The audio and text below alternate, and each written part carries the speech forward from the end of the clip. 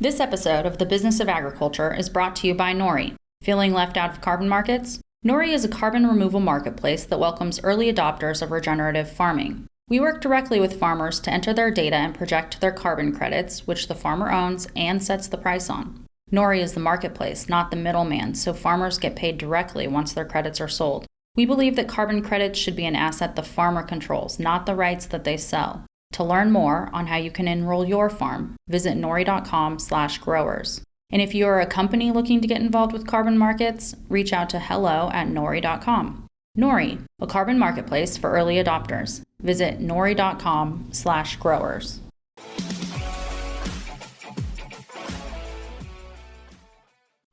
Well, greetings and welcome to another fantastic episode of the Business of Agriculture. It's me, Damian Mason, with a great program for you today. Got a great guest. We were just talking before we hit the record button. She's a smart lady. Her name is Aubrey Bettencourt, farmer, fourth generation farmer, Kings County, California, and also president of the Almond Alliance of California. We're going to talk about water issues. We're going to talk about the environmental wackos that are making agriculture difficult in California, the country's most agriculturally productive state. A lot of people don't know this, but California is about 50% more agricultural revenue than the number 2 ag state, which is Iowa. So you're not just the number 1 ag state out there, you are the number 1 by leaps and bounds. We're going to talk about all things almonds. We're going to talk about the almond industry, about the environmental issues, about water issues, and about some outlook of what's going to happen in terms of almond consumption and production in the United States of America. California is the only state, by the way, dear listener, that even makes almonds. So you got it all right here. It's California Almonds with Aubrey Bettencourt. Thanks for being here, Aubrey. Absolutely. I'm so glad to be here, Dane. All right. So I kind of put some information out there about. Great. Hey, I love me some Blue Diamond Smokehouse almonds. Everybody does, man. Those things are the bomb. They are. And I've been having them in my briefcase so that if I'm running through an airport and I don't get to eat before I hop on a plane, I at least can have some almonds on the way. Although I mispronounced that, obviously, because anybody that's ever worked with the almond producers knows that the almond producers don't call them almonds. What do they call them, Aubrey? There's this interesting geographic differentiation. Somewhere north of Merced, California, they like to say almond. Not sure why. I say almond because I grew up south of there. I don't discriminate. Just keep growing the nuts and be the best in the world at it. So however you want to say it, almond, you keep eating them, we keep growing them. That's how it works. They told me when I did a speech at one of those California ag events years ago, and the guy said, I grow almonds. And I said, I'm not sure what that is. And then finally someone pulled me aside and said, he's trying to say almonds. And I said, he got speech impairment? No, they just call them almonds. And I said, why? And finally I said, hey, dude, why do you call them almonds? He says, don't you know when we process them, we beat the L out of them. All right. So talk to us. Almonds are a tree product or a tree nut. They're related to a peach. I love eating them. I have been to California, but for my listeners, which are a broad spectrum of agriculture, tell us about all, before we get into the legislative and the outlook and all that, just give us a little background on almond production. Yeah, well, so almonds in California, as you already mentioned, we produce 80% of the world's production of almonds, 90% of the United States production of almonds. So it is a unique and small community that has this amazing global footprint. It's about 7,600 farmers. Employs about 110,000 people between on-farm all the way up through the hulling and shelling and processing of that product, and our handlers who are our brokers. And so I'm just always amazed at the sophistication and the progressive nature of this community. I thought, Aubrey, that when I spoke to the Almond Alliance of California 5 years ago at your your annual conference, and I learned a lot, being there with them and talking to the producers. I thought that California produced 100% of the United States almond crop and 80% of the globes. You said we do produce 80% of the globes, but not all of the almonds in the United States come from California. Is there like one other state that has a few trees? California is the only state that is commercially producing almonds right now. We're seeing some folks trying to get, almond, and we're going to get into this, but almonds are going to chase resources to grow, right? So we're looking at a little bit of experimentation in other parts of the West, Idaho, New Mexico, Arizona. But really, it's your Marconas coming out of Spain. It's just a few of the alternative products. We do grow Marconas in California, but Spain has always kind of had a market for that. And what's a Marcona? Marcona are those nice, big, fat, white, blanched almonds that we love to see in your fancy charcuterie boards when you go to different hotels. Okay. So California produces 80% of the world's almonds and 90% of the United States almonds. And it's not that there's another state doing it yet. It's that the other almonds that come into the United States do so from Spain. Spain, and so the only other global, if you will, competition, I don't call them that just yet, but it's Australia and Spain are kind of the two growing and emerging markets, which makes a lot of sense when you consider that the largest demand globally for us, which is 70% of the almonds grown are actually exported out of California. It's India and the Pacific Rim, and Germany, interestingly enough, is also a very large consumer of almonds. And so you're starting to see some emerging markets. Whether or not Spain and Australia can grow on the scale that we do, or have the diversity that we do, or have the standards that we do, yet to be seen. The European market likes to hold itself to some very high standards that can be very restrictive. And Australia has just as many water problems as we do in California. So, they are emerging markets. But I don't see California almonds or American almonds not being dominant on the global stage. So after California, if you grab Australia and Spain, you pretty much have all the global production between California and those two countries? Yes. Okay. So climatologically, you've got to have I can't grow these at my farm in Indiana, right? No, probably not.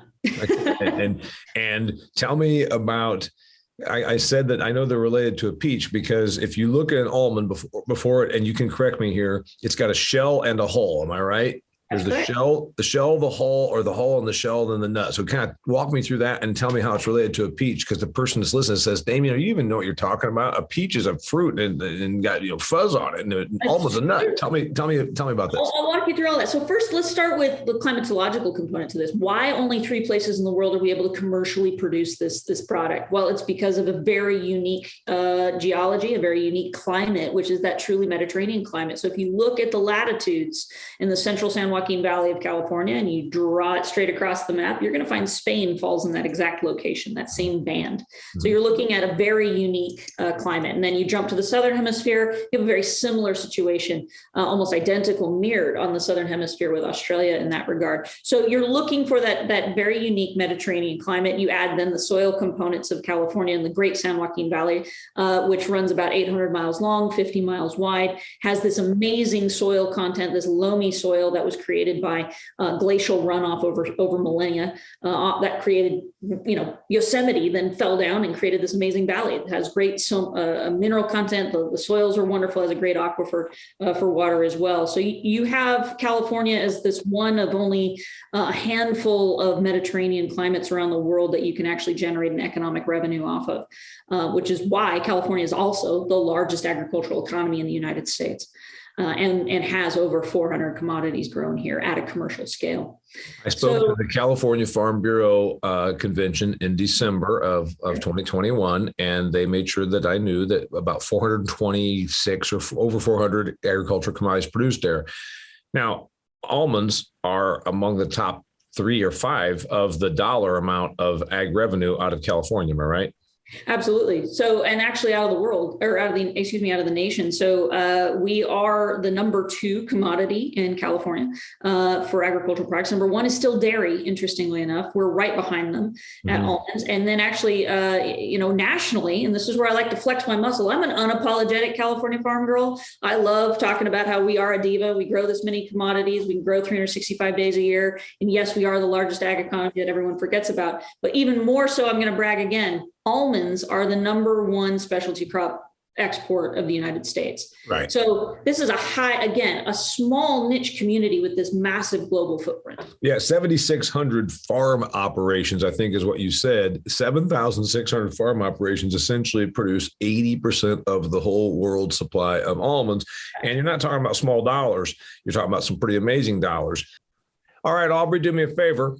Give me some numbers. We like to talk about money. So this is the Business of Agriculture podcast. Throw me some numbers, dollars about almonds. So we're looking at, I already said we're the number 2 commodity out of California. That's a $5.6 billion commodity in 2020. And only going up from here. And when you actually compare that to that, so it's 7,600 grower operations, and then you compare that to 110 processors, so our hullers and shellers and processors. And then you look at the acreage number here, which everybody wants to follow, especially as we look at the water considerations in California, but less than 60 or about 60% of our operators are less than 100 acres. So that's the biggie right there, because it's a lot of money per tree. Yes. But they're not huge I mean, I'm out here in Indiana, corn and soybean acres where, if my neighbor buddy farms 1,000 acres, it's a part-time job, and you're talking about almonds, 100 acres is the average producer has 100 or less acres of trees, right? Yep, absolutely. So it's about 60% of our growers are about 100 acres or less, myself included. How many trees? Yeah, you and your family have an operation. You've got employees. You do some custom work, you said, for some neighboring dairy operations. How many trees are on an acre of almond plantation? I assume that when they're little, then they get bigger, but I don't know. What's a tree per acre almond plantation look like? Oh, I have to get you that number back. But I want to say we do, 60 trees an acre, I think, maybe more. I'd have to get that number for you. I'll pull it up. I'm interested. And then you plant them. And this is the tough part. You talk about the money. Oh, I yeah. remember speaking with an almond guy, and I said, when do you actually get a viable return? It ain't like planting soybeans where you put them in March, April, May, and then you harvest them in September, October, November. If you put a tree in the ground, when do you get a first commercially viable harvest of nuts? About year 3. So, I mean, you're looking at the permanent crop structure in California, right? So you've seen this shift into permanent crops from row crops as water has become more scarce, and you're looking for a number of reasons. It's climate in addition to water management around the state and regulation. So as water has become less reliable, you're looking for what's going to get you the highest rate of return on the lowest amount of water. Your permanent crops is where a lot of this has shifted. Mm-hmm. And so these are your trees, your almonds, your walnuts, your pistachios are your big 3. Your almonds are your quickest return. It's about your 3rd year, you should be getting a harvest off of your almonds. So you plant the tree and you're doing nothing but pouring resources into it for 3 years, and then it gives you a return. Your walnuts are about 5 to 7 years. Usually around that 5-year mark, 4 to 5 year mark, you'll get a return. The biggest investment is your pistachios. You'll plant pistachios and you will pour resources on it for almost 10 years before you get your first viable crop off of pistachios. 10 years. And also, you're not talking about farm ground that you paid $300 an acre for it. If you wanted to sell an acre of your farm right now, can you give me a number? Oh gosh, no, I don't want to give you a number right now, just because I know our water situation so well. But I'll give you an example. The first question anybody asks in buying and selling ag land right now in California is, what's the water on it? Yeah. And here's why: because the surface water right now is trading at about $2,000 an acre foot. Okay, so let's talk about elsewhere. And for comparison, that location for $2,000 an acre foot water normally is about $300 an acre foot. Okay, so you just told me you used the number $2,000, and then you said it was $300. When did this? How rapidly did it go from 300 to 2,000? The moment it went to a 0% allocation. So we have a very interesting water situation in California. One of the reasons it became the great agricultural economy that it did, and it became the 5th largest global economy that it did in less than 100 years, is because we developed a water supply system that captures rain and snow as it melts off in this Mediterranean climate. So our winter is when we get all of our moisture. It comes between October and April. Yep. And then we don't get summer rain. We don't get, unlike parts of the country where you're used to getting rain all year and it doesn't rain for 2 weeks and you declare a drought in Texas. That's not how that works here. We don't get rain for most of our summers. So the system of dams and canals was designed to capture this rain and snow, protect from flood damage, and control and deliver that water 365 days a year. That water is distributed every year through what's called an allocation. We have both a state project, which is operated by the state government of California, and we have a federal project, which is operated by the federal government of California. In some places, they share infrastructure. So there's certain reservoirs where both the state and the federal government store water in it. But they move this water through the state. So 2/3 of the rain and snow is in the northern third of the state, and 2/3 of the population and economy and farm ground is in the southern 2/3 of the state.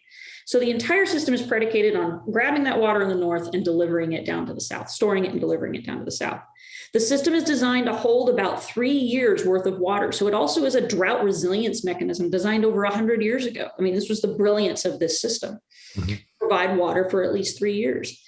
However, as that system has evolved, and more importantly, as we have evolved as an economy and as a society, the system was designed for agriculture and municipal and industrial use. Now it has a third water user, which is environmental protection requirements. And about 50% of the water within this system is now dedicated for environmental protection requirements, leaving about 40% for agriculture and 10% for municipal and industrial. So that has taken this system and said, we're going to add a new water user. We're going to make it the largest water user. And we didn't expand the size of the system to do that at all. And so the population has now, since about the 60s, when the last bit of construction was done, the population has almost doubled. Right. And we've added this third water user and made it the largest water user.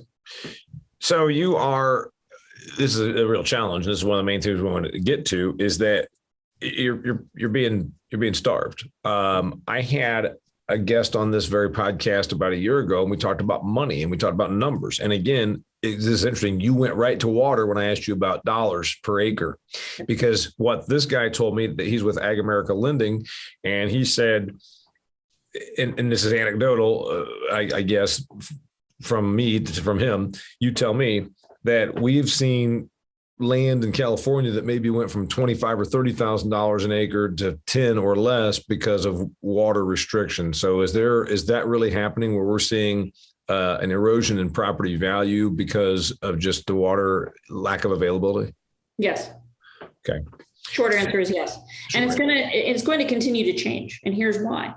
Because now we've added the state of California has added another regulation on water supply. So the backstop to this surface water system has always been groundwater. Yeah. And I was describing earlier this amazing aquifer.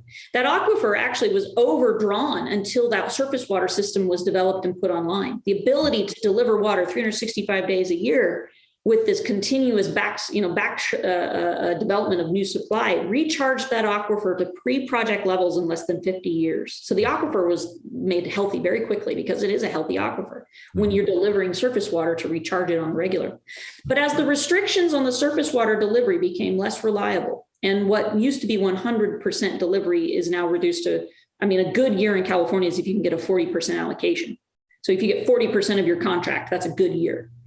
That has been happening for 40% of what you thought you should have gotten. Yes, that is now almost considered normal. That would be a great year for us. So you're talking, this is historic. So in other words, the Aubrey Bettencourt farm in Kings County, you 20 years ago were allocated this many acre feet, or this, 6 inches foot, or whatever the hell the thing is, 6 acre inches, whatever the thing, you were allocated a certain amount. And that was the way it was historically. And now, because they just, the government said, well, you know what, you're not going to get that now. And so who decides this? So it's decided in two places. You have, like I told you, you have this kind of joint system. And the system has to adhere to federal environmental protection as well as state environmental protection. So when the federal government took on a couple of different environmental priorities, one being water quality in this area called the Delta, which is this kind of heart area where the water flows into and then is pumped over that 2/3 line. They started looking at water quality. And back in the 90s, they said, you know what, we're concerned about fish species. We're concerned about salmon having the ability to have flow and temperature control. We're concerned about habitat, and we're concerned about water quality in this area. We're going to take all of you south of Delta. We're going to take 20% of your contract and reappropriate it to this purpose for environmental protection. The idea being, if we can keep it healthy, you'll still have reliable water supplies. But you know that old Reagan saying of, I'm from the government and I'm here to help is like the most weird phrase. I think the sister phrase to that is, I promise I'll never do it again. Oh yeah, it's kind of like the income tax in the year 1913 was temporary. Isn't that the deal? The income tax was temporary and it was going to go away. How's that working out? Exactly. So that starting at 20% is now 50% or more, depending on the year. And it's large part in due to environmental requirements based on biological opinions, looking at a number of species that live in the Delta or are dependent on the Delta. It includes salmon, steelhead, so your migrating species. It also includes something that everybody seems to know about, which is the Delta smelt. The smelt. Which is this indicator minnow. They call it the indicator species, basically meaning if it's doing well, the health of the Delta is doing well. And so over the course of time, the Fish and Wildlife Service, U.S. Fish and Wildlife Service, and National Marine Fisheries determined that the only way to protect those species was to push fresh water out to the ocean and not pump it into the storage capacity and delivery throughout the rest of the state. And so that was instantly taken to court in a number of cases because under its first iteration in 2008, 2009, it basically said under both biological opinions that 2/3 of the state of California, its farmers particularly, would only receive 1 month of their contract. They would only be allowed to move water and store water 1 month out of the year. Mm-hmm. So that was taken to court, and it was determined that those needed to be looked at again. It took them 10 years, took the federal government 10 years to do a new analysis. It left the system under what was called agency discretion, meaning the fish agencies would look at what was going on in the environment and then inform the operators, my engineers, my water wielders of the Bureau of Reclamation, which is our federal entity, and the Department of Water Resources, which is our state entity. And so the environmental agencies would tell the engineering agencies, hey, here's what we see going on. You can turn up pumping or you can turn it back down depending on what was going on with species and water quality at the time. And so it left it in this system that was designed for certainty, the system that was designed to backstop and provide certainty and protection and created this amazing economy and this amazing world was thrown into complete uncertainty and has been thrown into complete variability. And so it is what has been the driving factor of what is, if you want to know the quickest way to change behavior, the quickest way to change a society, affect their water supply, and they will change their behavior almost instantly. Mm-hmm. A great example of that is I can take you to water districts and regions of California that the moment that first 20% was taken in 1992, you saw within 5 years a 70% investment in alternative irrigation, such as drip and micro sprinklers. Mm-hmm. Well, that's all good. Ultimately, just had an episode here where we talked about a company called Supplant, and they're all about reduction of using technology. Mm-hmm. I mean, and high tech stuff with then improving irrigation systems to use less water. Ultimately, that's all good, but deprivation of water means a lot of people lost their livelihood, lost their entire net worth. I mean, you probably can give me examples of someone that truly their land is worth 1/4 of what it was because now they have no water. Yeah, that's absolutely true. And we're seeing it in real time, especially now that groundwater regulations are starting to come online. So what happened is as the surface water became less reliable, everybody started turning their wells on again, and it started putting too much pressure on the aquifer because it wasn't being recharged the way it normally would. And interestingly enough, California doesn't actually acknowledge groundwater recharge as a beneficial use of surface water. So it's mind-boggling how out of date not only the physical infrastructure is, but the rules and policies that we use to regulate it and to operate it.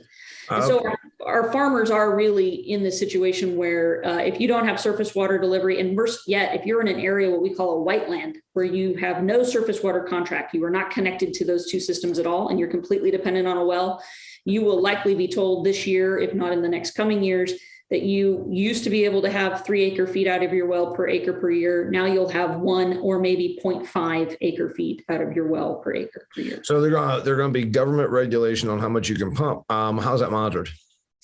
Reporting through what are called groundwater sustainable agencies. These are newly created government entities that we created more government. We created more government to give you the illusion of local control. And so that is monitored and reported, batched, and then reported to the state. And you have until 2040 to these agencies are developing plans. The plans have to be pre-approved by the state government. if they are approved, then the agencies have until 2040. And then depending on where you are, you have a couple of other deadlines to get into compliance or to be meeting your plan. And if you are not, the state will step in, adjudicate your basin, and take over. And so this goes directly to your question from your lender friend. First thing you're looking at is, what's the water supply? Mm-hmm. And quite frankly, I know certain banks and lenders as far back as 2 years ago, 3 years ago, they would not give a loan to a landowner in California unless they proved 2 sources of water on their property. Yeah, because obviously the asset just has so much less value. It's so amazingly productive for all the climatological and agronomic reasons we've already said. But if you can't turn the flow on, your asset is. Question for you. You're a smart lady, and I've been around the block a couple of times, and I've gotten more this way. I always kind of understood it, but I've understood it more in the last 10 years. I explained to everybody, follow the money, especially with political issues. Follow the money. Is it that environmental groups pay politicians, donate to politicians to force this to happen? Or do you think the politicians, honest to God, are this environmental themselves, that they're not even doing it for the money? Or, and I've hypothesized this, if I'm a developer and I want to put a bunch of homes outside of Fresno, I can pay $50,000 an acre for those acres to put homes on them. But if I can bleed them out of water, all of a sudden I can pick up that ground for $10,000 an acre and turn it into homes. Is there a situation where politicians and developers are working together with environmental groups to get this all? I mean, I know it sounds a little conspiracy-ish, but it is California after all. It could be a combination of all three. First of all, I think one thing to keep in mind is I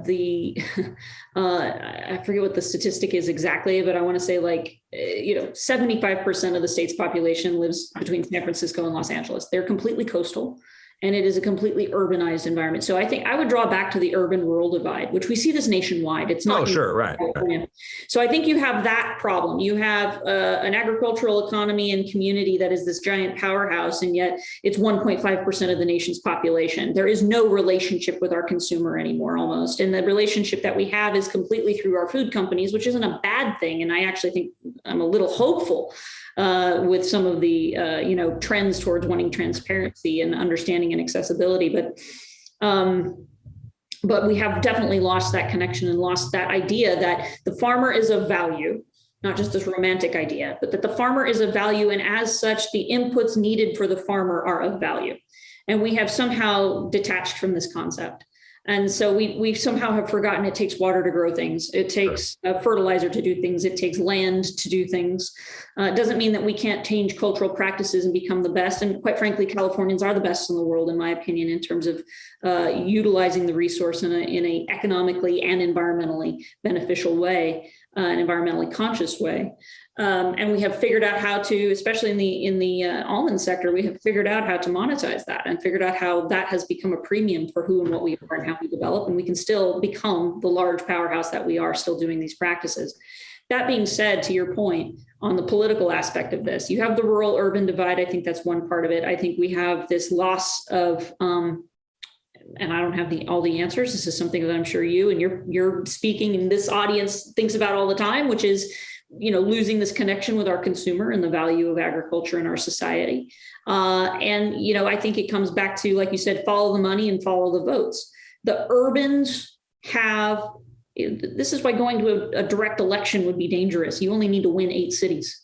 Yeah, right. Yeah. Right? I mean, that's really what it comes down to in my mind. And so the environmental community, you have some that are very progressive and they're very ideological, and we have sacrificed our well-being and our public safety and security on that altar. Well, Aubrey, people are going to think that we're getting political, or the worse yet that we sound like we're right wingers. But there are a few things when people accuse me of that. I said, okay, there is no denying that San Francisco and Los Angeles are blue, and environmental groups appeal to the left. And those are the organizations, period, bar none, that push for regulatory environments that are not only harmful sometimes to ag or cost a little bit of money, downright put us out of business. I mean, and so it's not getting political. It's the reality of what we are facing. Well, nobody's ever said, "Oh, I'm from San Francisco and I'm a small government conservative and I want to be out here farming more, give them all the water, the hell with the smelt." That's just not what's going to happen. The other side to this is there are good conservation and environmental organizations that do see valuable in working lands and the flexibility of this land. And really, if there's anything I can come back to is this: I am not anti-sustainability. I want to see my groundwater and aquifer update. What has infuriated me about what's gone on with the smelt and with the salmon is that we have poured trillions of gallons of water after these unbelievable amounts of water after these species, and they have continued to decline. If we are failing, then what we are doing is not sustainable. Okay. Right. Economic viability to achieve an environmental outcome is how I look at sustainability. And if we continue to fail the species, in addition to failing our economy and our communities, not only just our communities of farmers, but our communities of color, our rural and disadvantaged communities that we are out here trying to protect and trying to help, we're failing across the board. And so there are communities and environmental organizations and social organizations in parts of California who are saying we need a reliable water supply restored and we need balance restored. And it's really sad to me that they are not allowed to have a voice at the table as well as they could. And we are going to need to come back to balance, because the balance of our economy, in addition to protecting to our environment, has to come into balance. I want to think about this for a second.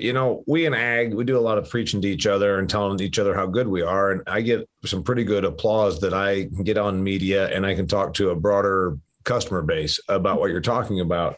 And I was on some media here a week or so ago. I think you said you saw the clip, and I was speaking specifically to the consumer because I already got the ag people and me, we understand one another, but I talked about some shortages. Yeah. There is hope that what's happened between the COVID disruptions and which are government imposed didn't disrupt it, just damn near disjointed supply chains.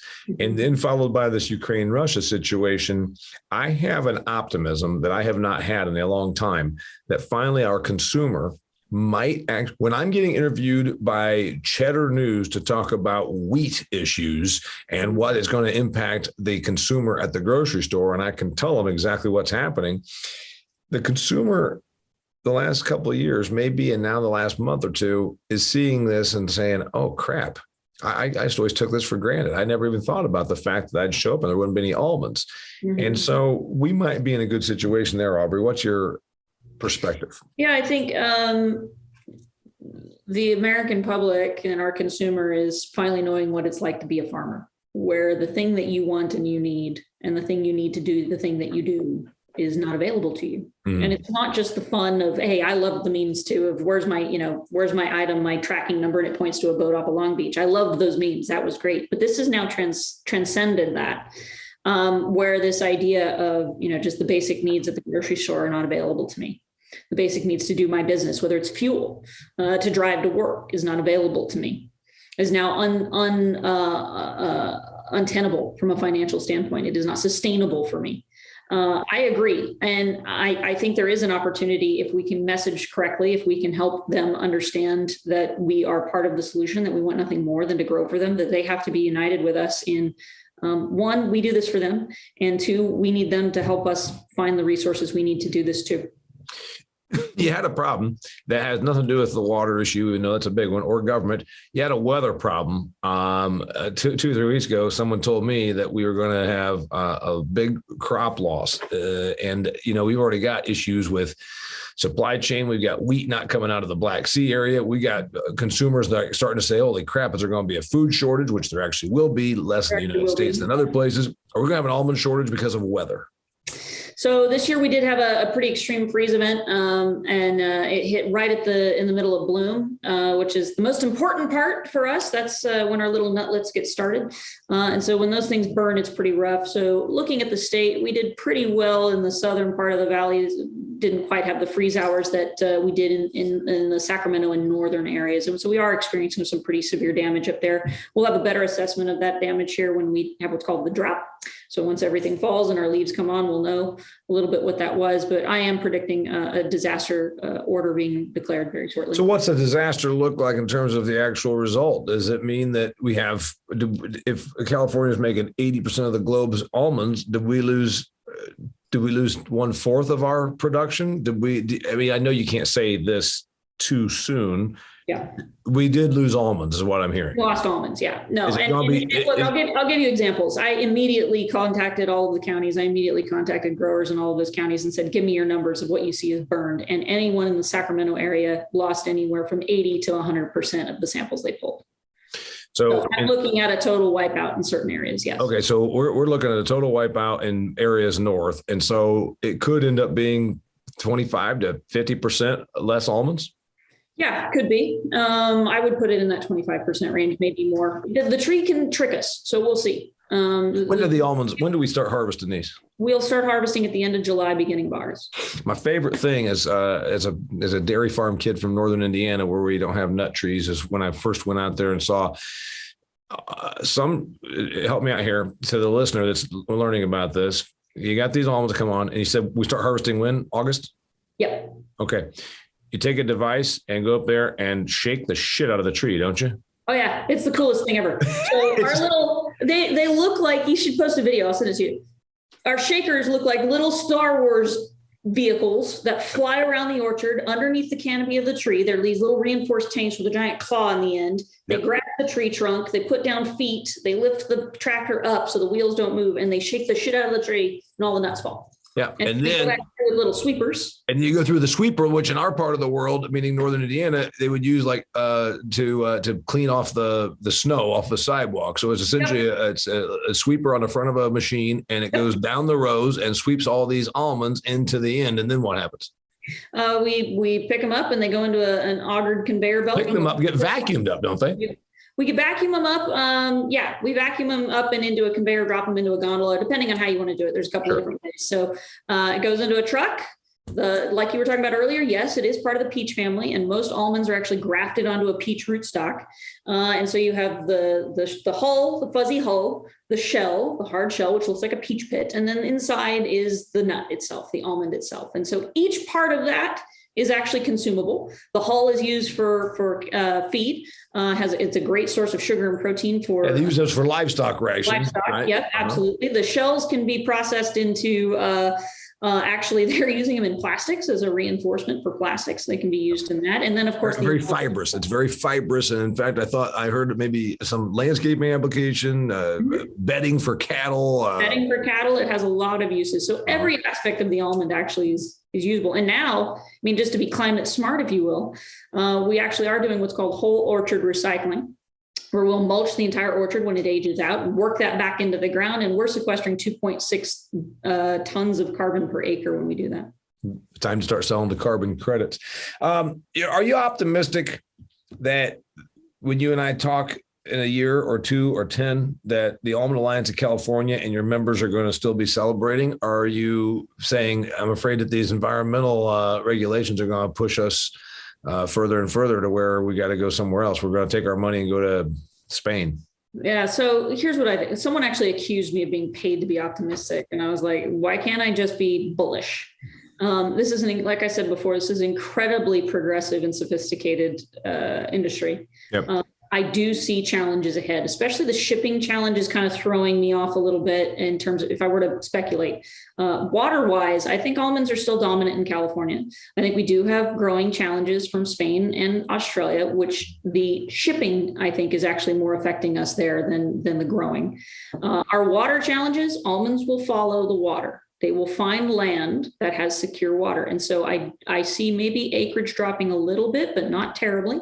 And I see it shifting to where water is available. So if almonds were traditionally grown in, certain parts of the southeastern side of the San Joaquin Valley, they'll move. Why? Because that's going to have groundwater regulations. So the acreage will shift to where there's more secure water in the northern part of the state. Yeah. So I think we're still dominant. I think we're going to have 2 to 3 really rough years. And it's going to be a combination of the two things hitting us at once, which is supply chain, which has created this massive amount of carryover of product that's sold overseas but hasn't been able to be delivered. So it's sitting here. Yeah. We're talking about like 1.9 billion pounds of product it would travel, but it can't. 1.3 billion pounds of product would travel, but it can't. It's sitting here. So here's my question then for you. I'm a dairy farm kid. I rent my farm ground to a dairy farmer back in Indiana. And I've spoken to so many different California groups. And the one thing I keep telling them, unfortunately, I said, dairy is going to leave. Mm-hmm. There's no reason that California should be the number one dairy producing state. Many of your dairies did pick up and move 20, 30 years ago, started going to Idaho. It took their money, sold out to developers, whatever, went to Idaho. Now South Dakota is growing their dairy industry and they're saying, come to South Dakota, we'll leave you alone and we'll let you have some water. The reality is, even though you got a big population and you had the ability to dehydrate it and ship dairy products over to Asia, there's no reason for California to be the number one dairy producing state when we can grow dairy. We can make dairy in Indiana. We can't grow almonds in Indiana. Right. So I've got a prediction that there will be some idling of acres because of the water, but the acres that remain won't be doing dairy. Instead of 426 commodities that California Farm Bureau is so proud of, there'll be one less. And dairy is going to probably be the one that I think is on the chopping block. Am I right? Yeah, dairy's consolidating rapidly. I mean, all agriculture is, but dairy definitely is. Consolidating, but still producing the same amount with the same number of cows, or consolidating and leaving, because I think it needs to leave California because of the water issue. I'm not being any way mean. I just think it's going to have to leave because of water. It's a very water intensive product, milk. You're not wrong. It's a combination of both. I mean, it's literally a combination of both.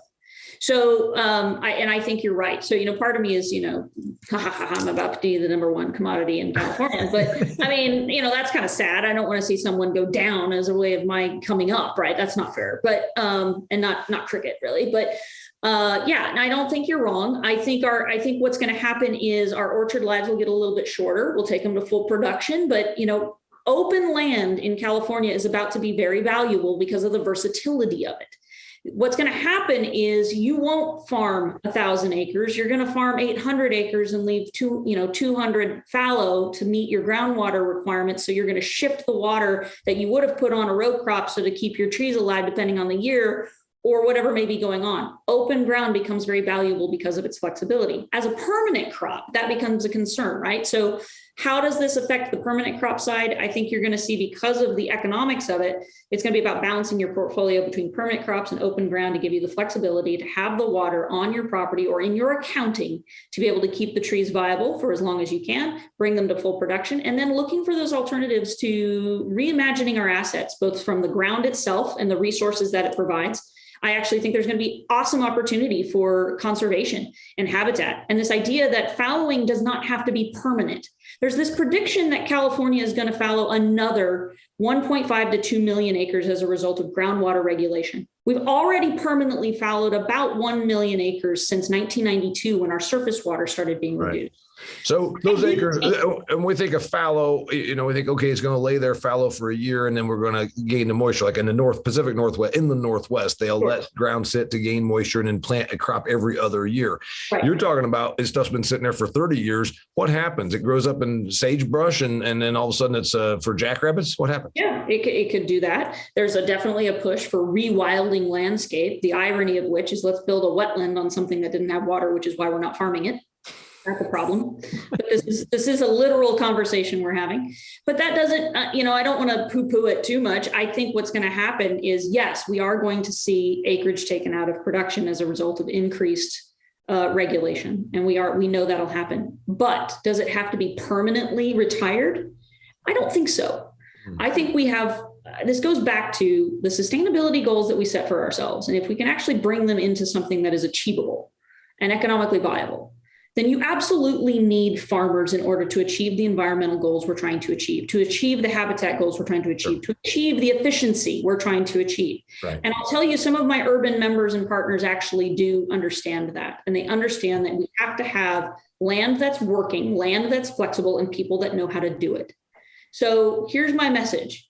If you're out there and you're part of the environmental community and you want to see these changes and you want to see a more sustainably grown food supply, a sustainable management of our environment, then you absolutely need the farmer to achieve it, because you in a city are limited with what you can and cannot do with the resources available to you.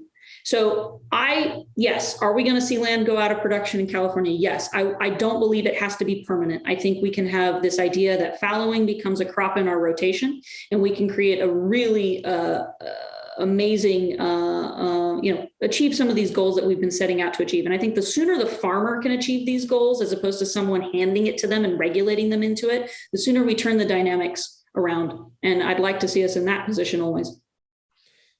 Her name's Aubrey Bettencourt. She's a fourth generation farmer. Kings County, which is, I think, is that one of the three bigs? Remember the old thing about California agriculture? 3 counties. There are 3 counties in California. Of course, they're massively big.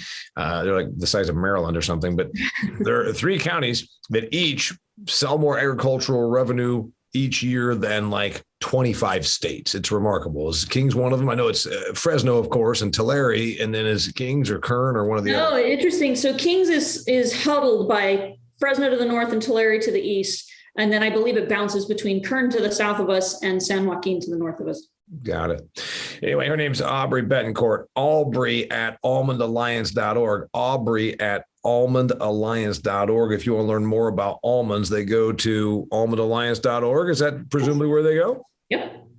It's a great industry. She's a smart gal, and she came on here to tell us all about the issues they are facing. If you're not in California, you're listening to this, you probably can just say, damn, I'm glad we got water. Also, I want to remind you that I'm doing some really good work with Extreme Ag. So if you're a farmer, want to up your game, or you want to know what some of America's more progressive, success-minded, yield record-setting farmers are doing, and some trials with great products, go to Extreme Ag. That's X, no E on the front of it, extremeag.farm, and check out all the great work I'm doing with the guys over there at Extreme Ag, creating content. Every 4 days, we're dropping new videos. It's really cool stuff, and it's free. So go to extremeag.farm and check that out.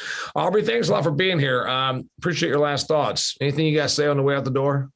Eat more almonds, right? Eat more almonds, always. Love it. Storable protein, please do. And you know what? I actually am, despite all of the challenges, I think we can rise to meet them. If we as an agricultural community in the United States and in California can lean into these and solve these problems before someone decides to regulate us into it, we will not only achieve the goals we're trying to achieve, but we will reimagine the agricultural economy. And I really hope we can have a renaissance of that 1.5% that's feeding the rest. I think we're a beautiful and wonderful dynamic community, and we definitely can lead. I'm with you. And I got to tell you, on the way out the door here, I don't know what the pounds of almonds consumed per American is, but I'm probably a little above average. I love smokehouse almonds with a cold Coors Banquet.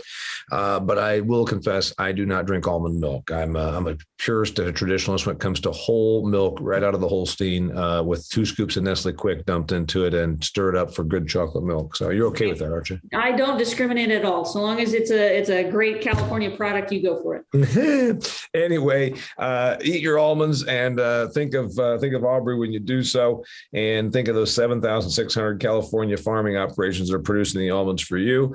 And unfortunately, you might want to go and grab your almonds now, because it sounds like, based on the supply coming in August, your prices are going to go up because we're going to have not a shortage.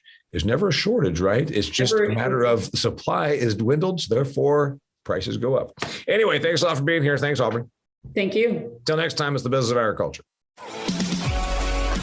This episode of The Business of Agriculture was brought to you by Nori. If you're feeling left out of carbon markets, Nori is a carbon removal marketplace that welcomes early adopters of regenerative farming. We work directly with farmers to enter their data and project their carbon credits, which the farmer owns and sets the price on. Nori is the marketplace, not the middleman, so farmers get paid directly once their credits are sold. We believe that carbon credits should be an asset the farmer controls, not the rights that they sell. To learn more on how you can enroll your farm, visit nori.com/growers. And if you are a company looking to get involved with carbon markets, reach out to hello@nori.com.